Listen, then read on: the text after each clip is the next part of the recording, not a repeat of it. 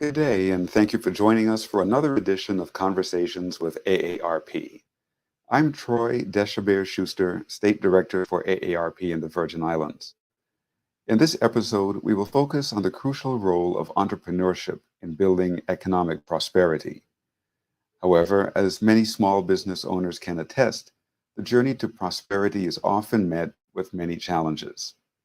To highlight this journey, we have invited John Morosco, State Director at the Virgin Islands Small Business Development Center, to discuss the importance of entrepreneurship and the opportunities available for individuals to start their own businesses. We will also talk about the valuable resources offered by the agency to support small business owners from idea conception to sustainable growth. As the nation's largest nonprofit, nonpartisan organization, AARP champions for financial security through entrepreneurship. Discussing the pathway to financial security is not just about taking individual risks. It is about creating a brighter, more equitable future for oneself and their community. We trust that you will find this conversation informative and hope that it will inspire you to become an entrepreneur. And so we welcome John Morosco, the Director of the Small Business Development Center here in the Virgin Islands. Welcome, John. Thank you, Troy. It's an honor to be here with you. Hey, and so if you will tell us what the Small Business Development Center does. A lot of people hear of SBA and they hear of SBDC, and in the minds of many, it's confused. So what does the SBDC do in particular, and especially here in the Virgin Islands? Well, the SBA is, we are a branch of the SBA. However, we run independently. We have a wonderful SBA person here, Wayne Huddleston, who assists and kind of watches over what we're doing, but that's their job. The SBDC, again, is a separate branch, and what we're doing is taking and assisting businesses to either grow or to start up. And there's really not a whole lot that we don't do with businesses. So again, the SBA is the group that really oversees all the SBDCs in the country, and they are in every state. And what's really neat is that the SBA funds what we're doing. And we also have a host. Almost everyone with the, everybody with the SBDC has a host, and ours is the University of the Virgin Islands. And so we're really honored. The SBA pays half the bill, and the University of the Virgin Islands pays the other half, which keeps us running. And what's nice is that lets us give no-cost services to all the clients that we see. So anytime someone comes in to see us, we give all this advice. We help them to grow their businesses. We help them to start up, look at pre-venture. And during that whole time, we don't charge for what we're doing. So it's a great service to the community.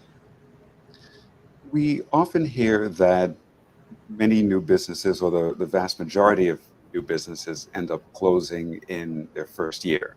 Mm-hmm. And there are many reasons for that. But one of the reasons is that the demand is not being met properly with a supply.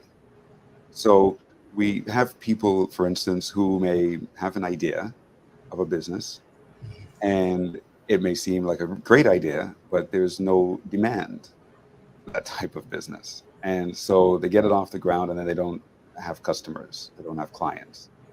And so I always tell people, when they're thinking about starting a business, becoming an entrepreneur, look at the community in which you're going to start this business and see what the demands are, and demands that are not being filled, not being satisfied. And then maybe go into that area so you can meet a demand, right? Mm-hmm. Anyhow, basic supply demand economics. But the question I'm trying to get at is, if somebody comes to the SBDC with an idea that is not really feasible or Do you help steer the person from that and maybe provide them with other ideas? And also on the flip of that coin, if there's somebody who wants to become an entrepreneur but doesn't know what type of business they should open, does the SBDC help them to come up with ideas? Yeah, I think one of the biggest things that we do in our and especially our advisors is that we really work to get to the core of what someone wants to do. And the biggest thing that I look for in a client, and it's somebody I'm working with, what is their passion? Are they really passionate about what they want to do? Because that's half the battle. I've seen people come in, well, someone said I should open a business, and they're really not passionate about it. They don't really want to do it. So what we're doing is really looking at how they come across and what they're looking at. The biggest thing why businesses fail is, in my opinion, lack of planning. And that's one of the things that the SBDC is so good at. We'll sit and we'll talk. A lot of what we do is conversation back and forth. And my clients, when I work with them, I'll go, I'm here as a guide. And said I tell them it's up to you what you want to take away from this. And I said, this is your journey. Sometimes they'll come in and they'll say, I want you to tell us what to do. And I said, we will listen and we will help try and guide them to what they're looking for. But as far as moving forward, it's really a very individual process. And especially, when you look at, we have 33 million small businesses in the United States. And most of those are small businesses with under 500 people. In fact, most like one of the statistics I just did for a seminar was that there are over 7 million restaurants, and that's 15.5 million employees, and 9 out of 10 have fewer than 50 employees. So as we're looking at what the business is and what they want to do, and to kind of come full circle is, what is the industry they want to get into? And then we need to, I really encourage, we have IBIS World and a few other programs where we can go in and look at what the industry statistics are. So that is giving the potential entrepreneur or the business that is in business right now, what are the industry standards throughout the rest of the US? So armed with that information, as we start to project, and that would be the next step. And when we do, I always encourage a business plan. A business plan is the roadmap. And a lot of people that want to start a business, they get scared off when they hear that. And I just really want to say to the audience, if I can do it, you can do it. Trust me on that. I used to drive my bookkeeper crazy. She goes, John, where's the receipt? I go, I don't know, make it up. And she just looked at me and goes, I'm going to kill you. So, but the thing is, getting to the details is so important, and creating that valuable tool will let the person know, is this viable? Is this really what I want to do?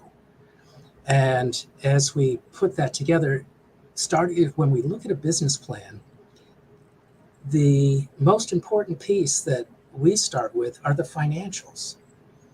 Does it make sense? Because we'll go through and we'll project, what is the potential income? So what are you selling? And then we'll look at the expenses. What kind of expenses? And we do all kinds of research. And when we get all done, usually we'll get through year one and for the cash flow projection, and I'll look at we'll have a really honest discussion with the client. Is this a go or no go for you? Looking at these numbers, does this make sense? Does this business really project the income that you need to live? And that's one of the first things I do is I say, how much do you want to make a year? Oh, I can get by on $1,000 a month. And I'm going, really? So it's like, now, what is it that you really need? And they say, well, I'd like to make $80,000 a year. I say, okay, let's plug that number in, and then we go from there. So there's so many moving parts to this. And again, the restaurants, or I'm sorry, I said restaurants, but they're most notorious. But businesses fail because most of the time I have a great idea. They start without really understanding what they're forecasting for the future. And also they're not watching on basically a daily basis. What are their financials doing? And that is one of the least popular. Oh, I've been busy. I didn't have time to do the books at the end of the night. But those are some of the most important things you do, because if you have an understanding of where you are, and so if something's not going right, you have a chance to make it right. So that is, I think I went all the way around this to answer your question. I hope I got everything there. Yes. Yes, you did. And so this business plan, right? Oftentimes new businesses use a business plan to get financing, start up a business. Yeah. But when you go to the banks usually require 20% investment, out of pocket kind of thing, before they're going to give you any money. So that's oftentimes a very, very, very big challenge for first-time entrepreneurs to come up with, this 20% out-of-pocket investment. How does the SBDC and the SBA help with that? Is that something that you all can help with, or do you point them in another direction? We do not lend, the SBA and the SBDC, we do not lend money. And people sometimes have this idea that the SBA, oh, I can get money from the SBA. How it will work is, let's say somebody wants to get a loan. They're going to go to usually a local institution. They're going to present a solid business plan. We can talk about those a little bit more too. And from there, what happens is that if the lender likes what they see and they're affiliated with the SBA, they'll send that information up to the SBA for approval. What happens is, what the SBA is doing is saying, okay, we like what we see. Go ahead and lend them the money, and we're going to guarantee a certain amount for the bank. So if the lender defaults, or if the borrower defaults, the SBA will cover a certain portion of that loan, and it takes a lot of risk out from the bank. So it's almost like two guarantees. So coming up with a 20% down is something that most lenders are going to want. And it's a matter of, sometimes I've seen people get together and do all kinds of creative ways of coming up with a 20% that is legitimate, that the banks will accept, such as there's somebody, an angel investor, that says, I like what you're doing, here's 20%, or here's 10%. But anytime that you're going for a loan, they want to see that you're willing to put up a certain amount. So there's not a lot of leeway, but there are many different channels. As I said, angel investors may go for 100%. So it's just a matter of really having a solid product in a business plan, and then being able to go out and talk to different people and lenders. And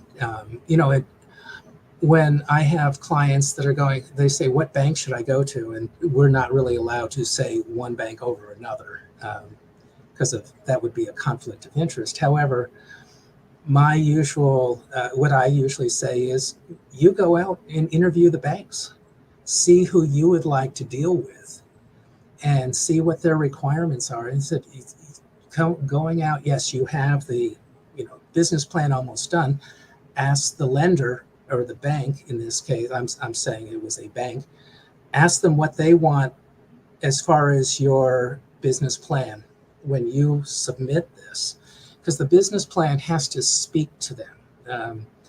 In most cases, in my experience, a lender is going to, anybody looking at the loans, they're four things that are going to happen. They're going to look at the statement of cash flow. Does it make sense? Are you going to have cash? Are your projections showing that you're going to have cash at the end of this 2-year period? And you do it for 2 years. Then they're going to look at the balance sheet, and the balance sheet basically says, this is how you're going to be able to pay your bills. And I have a quick little exercise I do with, because most people don't know what a balance sheet is. And my little example is, the formula is assets equals liability and owner's equity. And so if I have a house that's worth $200,000, that's the asset. On the other side of the equation is liability and owner's equity. So if I owe $100,000, that means that my equity is $200,000. You're in balance. There you go. That's a balance sheet. That's a real simplified way. It gets much more complicated on the business end of it. And then the income statement is also known as the profit and loss. Whoever gave it two names, I'll never know. But it's the profit and loss or income statement, same thing. So the lender is going to go look at all three. Does it make sense? When they look at the income statement, does it fit the industry norm? I have one client that put in, we're going to have an 85% profit at the end of the year as their bottom line. And the industry standard in that industry was 6%. And I was going, and that's what the SBDC we do so well, is like, ask those hard questions. So when they get in front of the lender, they are really ready to go. So the lender usually will look at those three items, and then they're going to read the executive summary. Okay, because that tells the whole story. And a lot of people, that's the first thing that people see, and they try and write it first. Now, this tells the story. And one thing I always say with my clients is, when the lender reads that, they should have tears in their eyes and writing you a check, because it's so well written. So those four things will, when it's done well, tends to push that into, hey, we're going to take a closer look at it. And doing this, I've had several clients here. I had one because of confidentiality. By the way, everything is confidential, and unless I have something in writing, I can't really share who they are. But there's a distillery over in St. Croix, that the owner walked in and said, and had a mason jar filled with this clear liquid. And I'm going, okay, what do you have in there? And so they took that into and it's, again, because of confidentiality, I didn't get their permission to talk about this here. But it's a major new distiller here in the Virgin Islands that is growing. And they took it from that concept and worked with, I started it off, and then we had another advisor who picked up that really took them over the finish line. A hotel that was $4 million. And I had a small business that I did recently for $5,000. So it doesn't have to be millions of dollars, but it's that idea of, how are you going to get the loan? Sometimes we've had people that say, I need $10,000, and they were able to secure a private loan. Just like, and because of some assets that they had. So there's all kinds of ways that we can sit here and we'll talk about what it's all about. And I think I lost track of our question. So. No, well, that was great. You said a whole lot. We talked a lot about the business plan. We started off talking about coming up with that 20%. Yes. And then we got into the business plan, and we did answer the 20% question along the way. So in summary, the entrepreneur needs to be creative, whether they can come up with that on their own or find some other investor to provide that funding in whole or in part. And then they can hopefully secure the rest of the loan from a financial institution.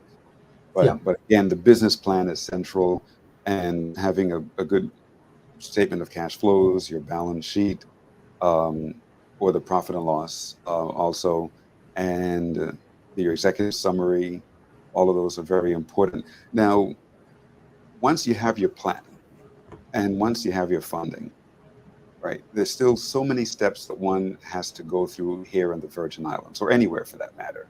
Yes. Getting various permits, licenses, etc. Mhm. Does the SBDC help people through all of those different steps, securing a We will. business license and Yeah, so forth? we help them. We coach them through it. We don't do it for them because it's really important, especially when we're looking at the financials and we're looking at putting the business plan together. The business owner, what I think overall, I've been in the Virgin Islands with the SBDC. I was in Washington State. I was with Iowa. And one thing that we all agree on is that if we do it for somebody, they usually have problems with the business. They do not excel because it's a part of taking this on. Anybody that's going into entrepreneurship, I always say anybody can do it if you're passionate, but you've got to you've got to be in there with the time to get it done. So in getting all of this put together, there is not one best way, but to really jump in and say, I'm going to do this. I'm going to look at this. When it comes to licensing, every territory, every state is different. When I was in Washington State to get the business license, they are so user friendly up there. They've got something called the licensing wizard. And you go through and you put in your information and it comes out with a sheet at the end that tells you exactly what steps you need to do. Versus when you go to other areas and in Iowa, I had to do more coaching, and here in the Virgin Islands, there are some steps, and you need to be on top of this because when you're going to, or a business is going to, or someone is going to go and ask for funding, the license 9 times out of 10 has to already be done. You have to be licensed, and I need to check this out. I understand it's like $300 a year plus whatever to get in, but you have to go through the process. You have to do it right. The territory or who's ever doing the business licensing has to have exact information. And there are really no shortcuts. In the other, again, I've only been here a month, so I need to refresh my memory.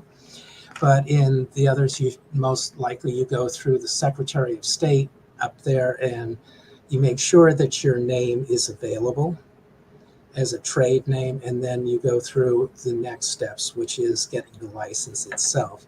One of the things I do recommend is I use, and this is not a recommendation for this company, but I use GoDaddy. And I put the name that I want for that company in GoDaddy.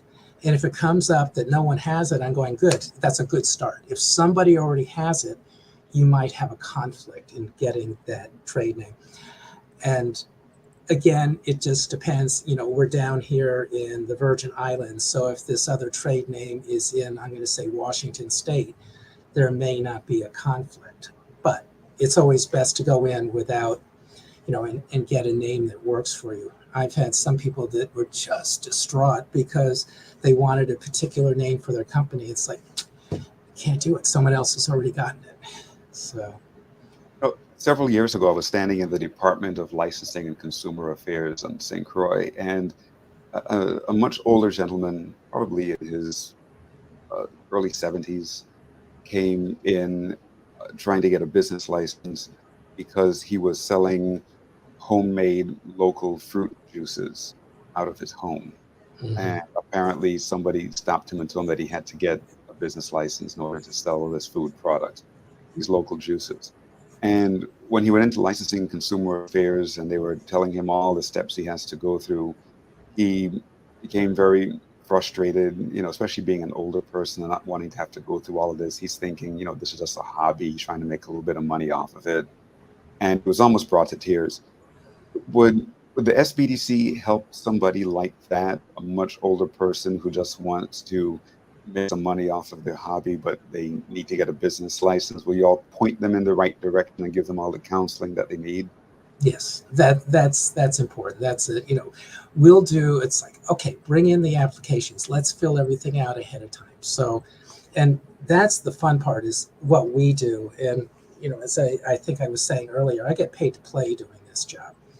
So now as a state director, it's a little bit different, but it's when I've had clients that come in and I actually coach them. Here's what you need to have. Here's what you need to have ready. So, and these are the steps that you're going to need to take. Because that's taking the mystery out of it. It doesn't catch them off guard as much as like the gentleman you're talking about. It's like, how come it's so difficult? And then when we start talking about juices and things like that, are there further steps that need to be taken? Do you need a special food handler's license, or is there an approval? How are you selling it? Do you need to have like FDA approval? I'm just kind of making up things here, but does that make sense? Yes. So we're yes, to come back full circle to your question. Yes, we will help them to get all the, here's the paperwork you need. Let's, if they're having trouble, let's help you fill it out. And then, but they still need to take it over and go through the process. But again, if we've taken the mystery out and they know what to expect, that's half the issue right there. That makes it much easier for anybody.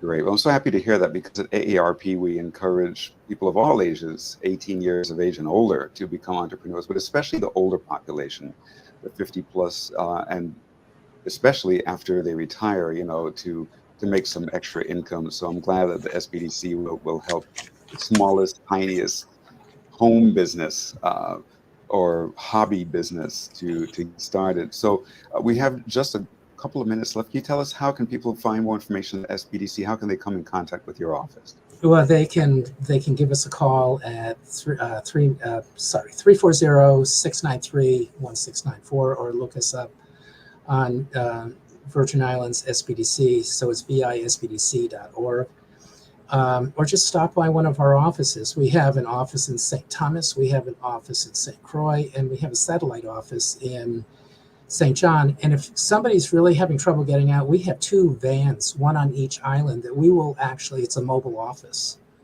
So we can come out and go directly to the clients. And just real quickly, my starting a business as we get older is great. I'm on at 45, I started a janitorial company. At 53, I started a college consulting company. And at 68, I started or 67, I started a consulting company so I could do the SBDC from Iowa. And now I'm 68 and I just have a whole nother career. So never say never. Go for it, everybody. Well, John, on that note, we're going to invite you back for another show to tell us about your entrepreneurial adventures, but we're out of time. Thank you for joining us today. We've been speaking with John Morosco, the State Director of the Virgin Islands Small Business Development Center. Thanks for joining us. Thank you. It's wonderful. Have a good day.